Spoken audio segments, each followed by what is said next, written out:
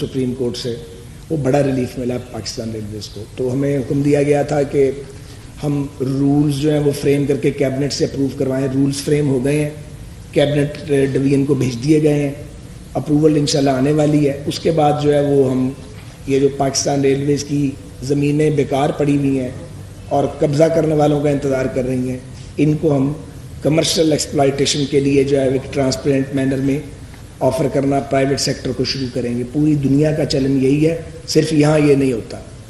تو اس میں خطرہ موجود ہے کہ آپ کو پھر کھایا پیا کچھ نہیں, گلاس توڑا باران نے, پھر وہی دوبارہ دھکا شاہی نہ شروع ہو جائے, کیونکہ اس ملک میں ہر 5-7 سال بعد دھکا شاہی ہوتی ہے. لیکن اب کیا کیا جائے؟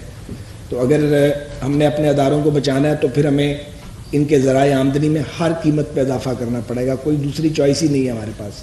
تو ہماری جو 2600 کے قریب شاپس تھیں جو کئی سال سے پڑی ہوئی تھیں اور ان کو کسی نے وہ کیا ہی نہیں تھا, نیلام نہیں کیا تھا, وہ پروسیس شروع ہو چکا ہے.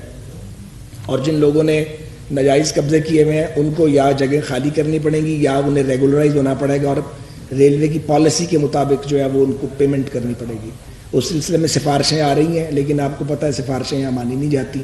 تو بہتر یہ ہے کہ ریلوے کے حکام سے لوگ تعاون کریں جہاں جہاں موجود ہیں, اور جو ریلوے کی پالیسی ہے انہیں ان لیٹر اینڈ اسپرٹ امپلیمنٹ کیا جائے گا. ہم کسی سے زیادتی نہیں کریں گے, ہم کسی کو بے روزگار بھی نہیں کرنا چاہتے.